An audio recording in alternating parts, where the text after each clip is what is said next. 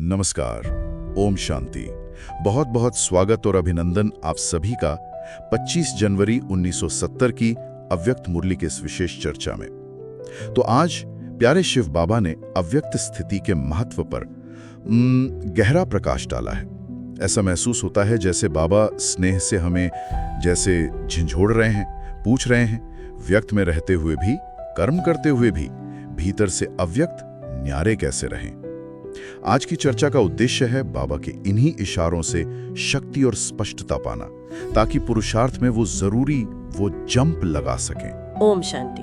हाँ, बाबा ने एकदम स्पष्ट किया है कि अव्यक्त स्थिति ही वही मुख्य सब्जेक्ट है जिसमें पास होना है। अच्छा, मुख्य सब्जेक्ट जी। और यहाँ यादगार बनाने का अर्थ कोई पत्थर की मूर्त बनाना नहीं है। हाँ, ये बाबा ने साफ कहा। बिल्कुल, बल्कि मधुबन से या बाबा से मिलकर गुणों की ऐसी छाप लेकर जाना, ऐसी चैतन्य यादगार बनना है जो दूसरों को भी प्रेरित करे। चैतन्य यादगार मतलब जीती जागती मिसाल। हाँ, खास तौर पर आत्मिक स्नेह की सौगात।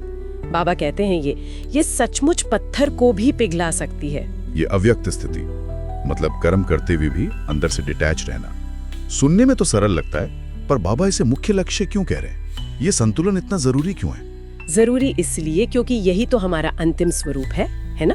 बाबा चाहते हैं हम कर्मेंद्रियों से कर्म करें, लेकिन मन बुद्धि से न्यारे रहें, बाप की याद में रहें। अच्छा, ये सिर्फ डिटैचमेंट नहीं है, ये तो परमात्मा स्नेह में समाये रहने की स्थिति है। स्नेह में समाये रहना जी। और यादगार की बात जो कि वो जड़ नहीं, चैतन्य होनी चाहिए।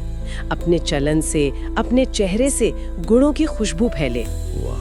और विशेषकर आत्मिक स्नेह, बाबा कहते हैं ये ऐसी शक्ति है जो किसी पर भी विजय दिला सकती है। सच में? हाँ, देखिए ना, जिससे स्नेह होता है उसके जैसा बनने का दिल करता है ना। हाँ, ये तो है। तो बाप दादा से स्नेह का मतलब ही है उनके सर्व गुणों को खुद में धारण करना, उनके जैसा संपूर्ण बनना।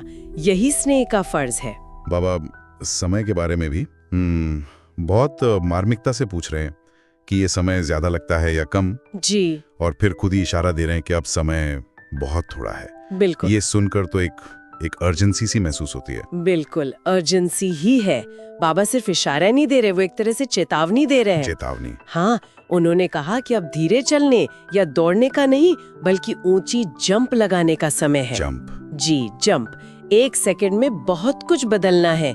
संगम युग का हर सेकंड वो पद्मों की कमाई का है, इसे व्यर्थ नहीं गवा सकते। हर सेकंड। हाँ, संकल्प और समय दोनों को सफल करना है। ये तीव्र पुरुषार्थ का आवाहन है। अब वो ढीलेपन का समय गया। और फिर बाबा एक बहुत गहरी मतलब दिल को छूने वाली बात कहते हैं कि जिस्म को तो बहुत देखा, अब सिर्फ रूह को देखो। उफ, इस एक इशारे में कितनी गहराई है ना। क्योंकि बाबा जानते हैं कि देह अभिमान और दूसरों के जिस्म को देखने से मिला क्या है? दुख ही मिला है। सही बात है। आत्मा को, रूह को देखने से ही तो सच्ची शांति और वो राहत मिलती है। हाँ। और इसी से जुड़ा है शूरवीर बनने का आवाहन। शूरवीर मतलब? शूरवीर वो जो किसी भी मुश्किल को मुश्किल न समझे, विघ्नों में अपना समय न गवाएं, बल्कि अपनी शक्ति सेवा में लगाए। अच्छा। परिस्थितियों से प्रभावित न हो। बिल्कुल। परिस्थितियों या वायुमंडल के प्रभाव में आकर कमजोर न बने। जैसे बाबा ने कहा ना, तंदुरुस्त शरीर पर मौसम का असर कम होता है। हाँ, का है। वैसे ही आत्मिक रूप से शक्तिशाली आत्मा वो बाहरी नेगेटिविटी से अप्रभावित रहती है। बाबा ने संपूर्ण सफलता के लिए संपूर्ण आहुति की बात भी की है, यज्ञ का उदाहरण देकर। इसका हमारे पुरुषार्थ से क्या सीधा संबंध है? सीधा संबंध है, बिल्कुल सीधा। जैसे यज्ञ में अगर जरा सी भी आहुति कम रह जाए तो संपूर्ण फल नहीं मिलता ना। नहीं मिलता। या कर्मणा कहीं भी कोई कमी है, कोई पुराना संस्कार या स्वभाव वो छिपा रह गया है। हाँ। तो संपूर्ण सफलता मतलब वो संपूर्ण पवित्रता और संपूर्ण सुख का वर्षा वो नहीं मिल सकता। अच्छा। तो जरा भी नहीं चलेगा। नहीं, बाबा याद दिला रहे हैं कि धर्मराज का हिसाब किताब बड़ा सटीक है। जितना यहाँ संपूर्णता की आहुति देंगे, उतना ही भविष्य में प्राप्त करेंगे। अब वो कटौती करने का समय नहीं रहा। पुरुषार्थ के मार्ग में माया भी तो आती है, उसके बारे में बाबा आज क्या समझा रहे हैं? कुछ खास? हाँ, बाबा बहुत प्यारी युक्ति दे रहे हैं। वो कहते हैं माया अब हार खिलाने नहीं आती, नहीं तो फिर, बल्कि हार पहनने आती है। मतलब विदाई लेने आती है, छुट्टी मांगने आती है। अच्छा, ये तो बड़ी राहत की बात है ना? लेकिन हाँ, अगर हम स्वयं में कोई कमजोरी रखते हैं तो वो जरूर वार करेगी। लेकिन अगर हमें ये नशा और स्मृति पक्की है कि हम सर्वशक्तिमान बाप के बच्चे हैं, हम सूर्यवंशी सितारे हैं, तो माया टिक नहीं सकती। ये स्मृति ही कवच है। बिल्कुल कवच है। एक बाप की याद में ही सर्व प्राप्तियां हैं, अनेकों की याद में तो भटकना ही है। बाबा कहते हैं सौदा देख कर करना है। और इन सब बातों को जीवन में लाने के लिए बाबा चेकिंग पर बहुत जोर दे रहे हैं, बार बार।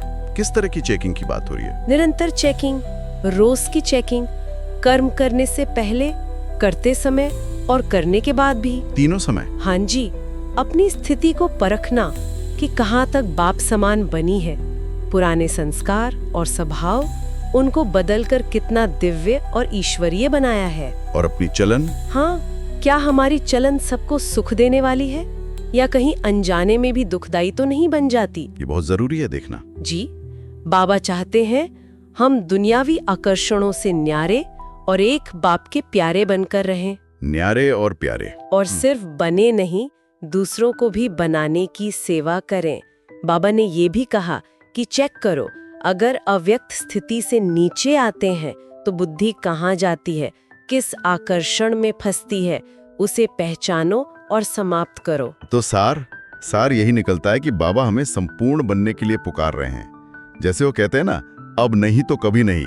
ये महामंत्र आज की मुरली का सार लगता है मुझे। बिल्कुल बिल्कुल यही सार है। इसी समय सारे कल्प की श्रेष्ठ तकदीर बनानी है। एक एक सेकंड जैसे पद्मों की कमाई का अवसर है, इसे गंवाना नहीं है। एक सेकंड भी नहीं। जी, और आज की चर्चा के बाद शायद हम सब ये सोचें कि बाबा ने युक्तियां दी, सर्वशक्तियों का खजाना दिया, समय की घंटी भी सुनाई दे रही है, तो ऐसी कौन सी एक विशेष कमजोरी या कोई पुराना संस्कार है जिसे आज अभी इसी पल संपूर्ण रूप से स्वाहा करके विजय की वो ऊंची जंप लगाई जा सकती है? सोचने वाली बात है। हाँ, वो जंप जिसकी बाबा हमसे उम्मीद रखते हैं। ओम शांति। ओम शांति।